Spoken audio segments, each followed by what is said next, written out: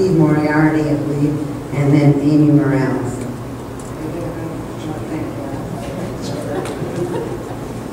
Thank you for this opportunity to speak to you. Sure. My name is Steve Moriarty. I pride myself on being the second greenest person in the state of Connecticut. We need to continue to invest in renewable energy and to educate people on conservation of our resources. I do believe this needs to start at the school level, probably around 9th grade, I think it was starting to be. This is where we need to start teaching kids on how to do these things that should be coming second nature to them. Just out of curiosity, how many people here live within 2 miles and walk here or rode a bike besides me?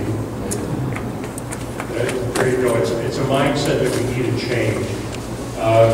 One thing that happened to me personally, I made my investment in solar energy and geothermal heat, and subsequently I became disabled.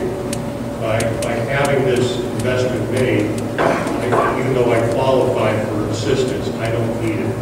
I already have my heat, I have my power. This is something that people should always consider. It's not just environmental investment, it's also a financial investment. I think it's something that we need to continue. We need to continue to grow it, and I think we should support it fully and increase it if possible. All right, Moriarty. Now, when you said you were the second greenest, I thought we were going to debate who's more Irish. So, but now I get it. I'm first generation American. My parents often told me. So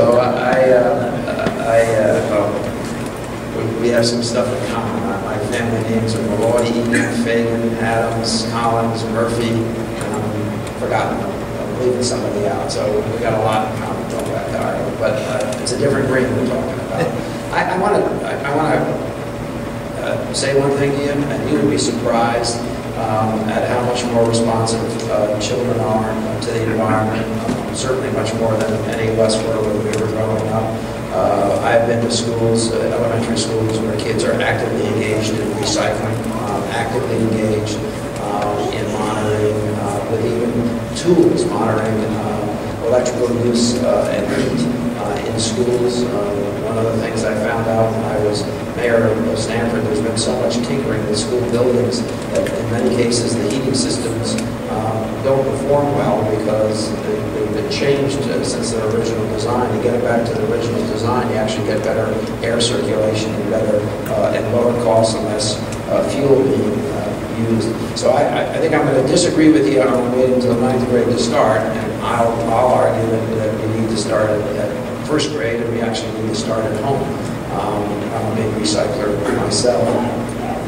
With respect to renewable energy, I agree with you that renewable energy is very important.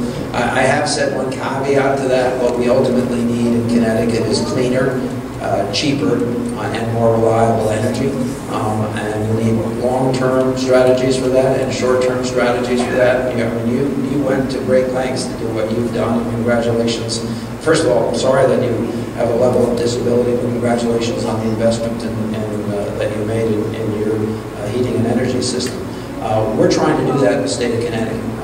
On a short-term basis, we believe that there are fuels that are less dangerous to the environment at a reasonable cost, less particulate emissions than coal or oil, but may not be perfect. At the same time that we're making fairly large commitments with respect to purchasing renewable energy as part of our energy portfolio. We've been very aggressive. So I'll tell you that in the last year we purchased 10 times the renewable energy that we purchased in 2010.